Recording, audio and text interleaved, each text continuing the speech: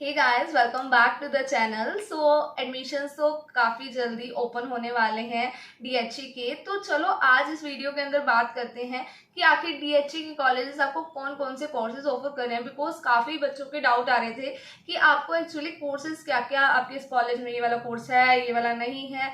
मतलब बहुत सारे बच्चों को पता ही नहीं है कि कहाँ से जाके चेक करना होता है, कोर्सेज क्या क्या है।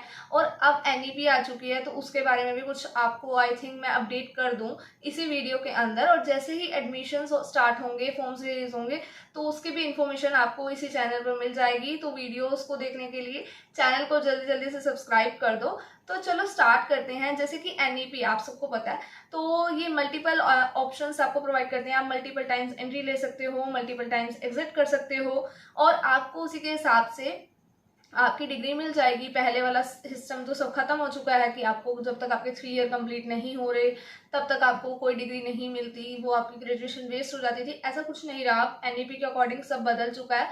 So let we know in this video कि अब क्या क्या चल रहा है। तो अगर आपको डिपेंड करता है कि आप 3 ईयर का कोर्स कर रहे हो या 4 ईयर का कोर्स कर रहे हो। अगर आप 3 ईयर का करोगे तो वो बीए जर्नल, बीकॉम जर्नल ये ट्रीट करेंगे। और बट अगर आप 4 ईयर का कोर्स कर रहे हो तो उसको आप ऑनर्स की तरह या विद रिसर्च वाली डिग्री को की तरह ट्रीट कर सकते हैं। तो हम देखते हैं कि अगर आप 1 ईयर का कोर्स कर रहे हो तो क्या मिलेगा आपको जस्ट एक अंडर ग्रेजुएट सर्टिफिकेट मिलेगा। 2 ईयर करोगे तो आपको अंडर ग्रेजुएट डिप्लोमा मिलेगा। एंड अगर 3 ईयर्स के लिए करते हो तो आपको अपनी फुल डिग्री मिलेगी, but that in the general sense. But अगर आप 4 ईयर करते हो, that is equal to 8 semesters. तो आपको with honours and with research degree मिलने वाली है। तो कुछ इस तरह का सिस्टम रहेगा, और सब्जेक्ट कॉम्बिनेशंस रहेंगे, वो आप चूज करोगे। और उसके साथ साथ 3 सब्जेक्ट्स आपको कंपलसरी मिलेंगे। इसमें तो जनरली यही रहेगा कि आपको A B C ऐसे करके 3 तरह के सब्जेक्ट चूज करने पड़ेंगे, और साथ में आपको VAC, MDC एंड SEC एक कंपलसरी होगा। और ये सब कुछ मैं आपको इसी वीडियो के अंदर समझाने वाली हूँ कि ये चीज है क्या चीज।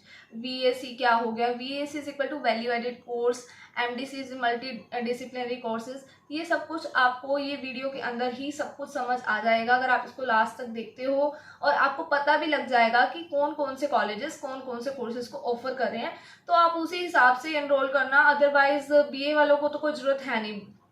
जैसे बीसी और बीकॉम का तो ये है कि सेंट्रलाइज कोर्सेज हैं, सारे कॉलेजेस में सेम तरह के सब्जेक्ट्स होते हैं ऑलमोस्ट। बट बीए बीएससी ये सब के अंदर आपको थोड़ी सी कंफ्यूजन आएगी, बिकॉज आप अपने सब्जेक्ट्स के अकॉर्डिंग ही चूज करना, क्योंकि आपकी डिफर करती है ना डिग्री, आपने 12th में क्या करा है उसके हिसाब से।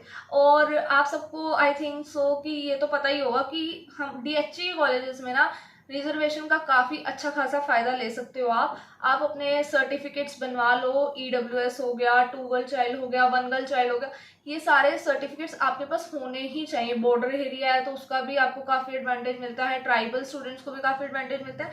तो ये सब सर्टिफिकेट्स अगर आप रखते हो अपने पास, इवन आपके मार्क्स भी अच्छे हैं। फॉर एग्जाम्पल मैं अपनी बात करती हूँ, मेरे 95% थे। उसके बाद में मैंने अपने सर्टिफिकेट्स लगाए ताकि मेरा नेम फटाफट से फर्स्ट लिस्ट में आ जाए, मैं टेंशन फ्री होके बैठ जाऊँ, यस मेरा एडमिशन हो चुका है।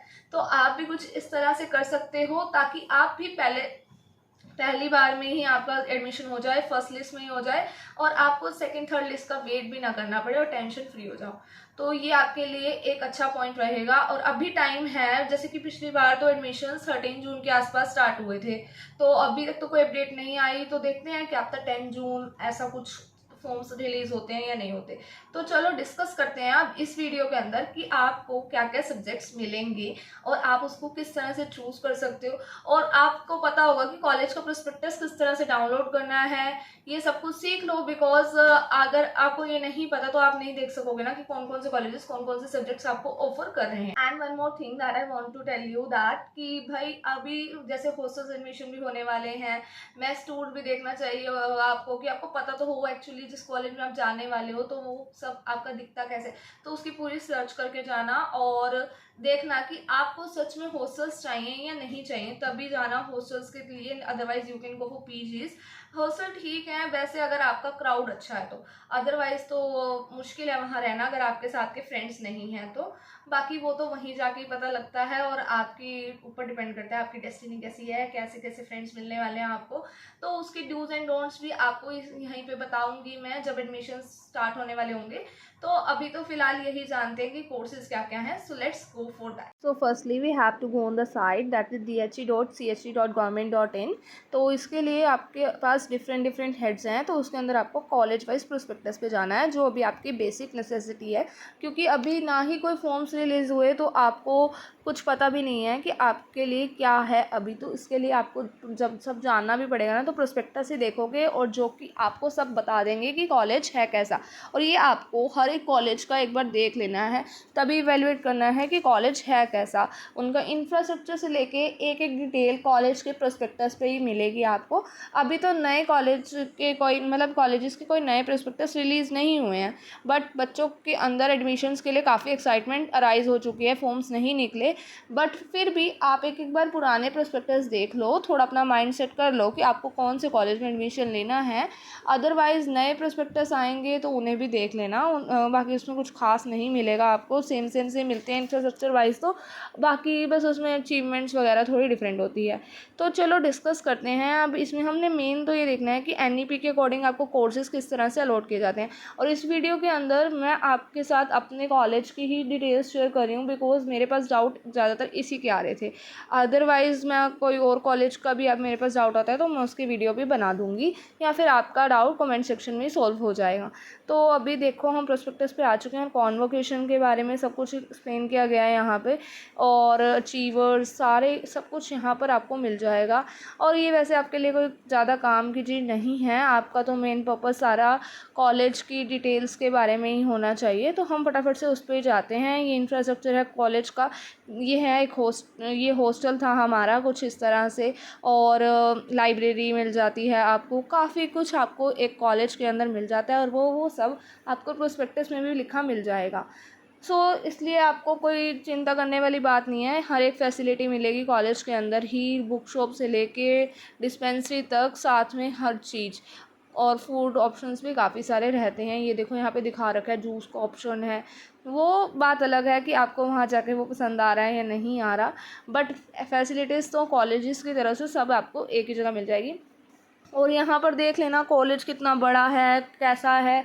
हर कॉलेज अपने अपने हिसाब से आप चूज़ कर सकते हो, कईयों को ओपन स्पेस में रहने की आदत है और कहीं क्लोज स्पेस में भी रह लेते हैं, डिपेंड करता है आपको कॉलेज कैसा चाहिए, कोएड चाहिए, गर्ल्स कॉलेज चाहिए, ये सब कुछ डिपेंड करेगा। ग्रेडिंग्स भी देखना, अचीवमेंट्स भी देखना।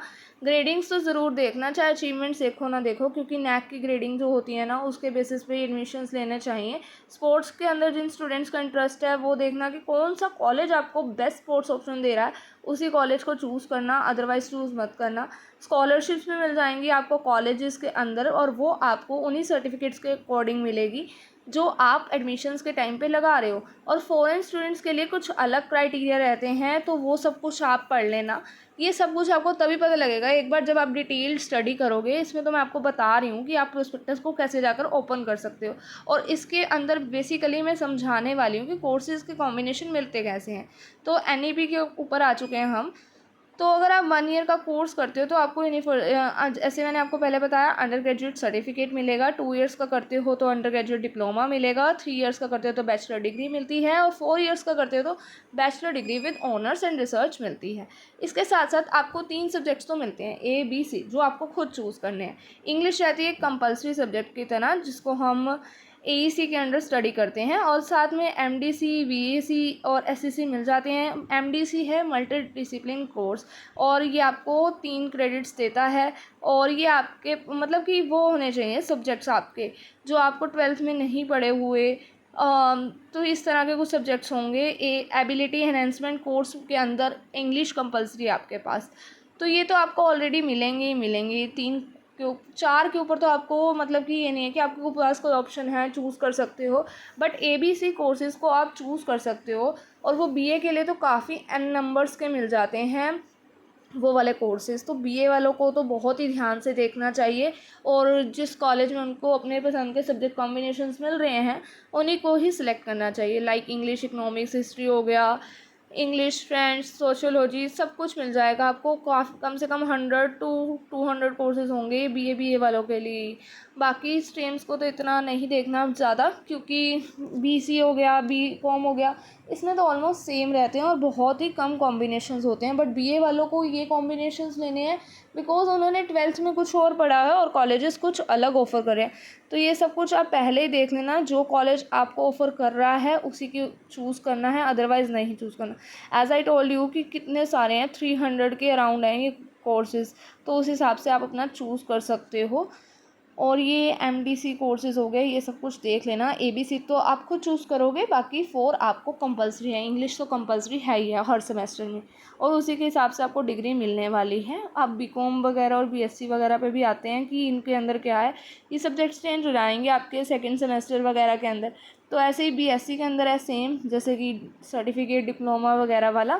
और जिस स्टूडेंट का ना 75% से ज़्यादा आएंगे थर्ड ईयर, मतलब क्यूमुलेटिव मार्क्स टोटल 3 ईयर्स के 75% से अबव बनेंगे, तभी आपको 4th ईयर में ऑनर्स दी जाती हैं या फिर रिसर्च की डिग्री ऑफर की जाएगी। अदरवाइज बस आपका कंप्लीट हो गया bachelor degrees, and this is journal degree only. बाकी बहुत कम ही स्टूडेंट्स होंगे जो 4 ईयर कोर्स को ऑप्ट करेंगे मेरे ख्याल से, तो क्योंकि बात तो एक ही पड़ जाती है एंड में जाके। तो अब ये साइंस वाले स्टूडेंट्स के लिए हो गया कि उनके वैल्यू एडेड कोर्सेज़ क्या क्या रहेंगे। ये सब कुछ डिपेंड कर रहा है, आप इसको स्टडी करोगे तभी पता लगेगा। बीकॉम के लिए भी ऐसे है और बीबीए के लिए भी ऐसे है। और देख लेना कि इस कॉलेज में बीबीए है, बीबीए बहुत कम कॉलेजेस के अंदर ही है।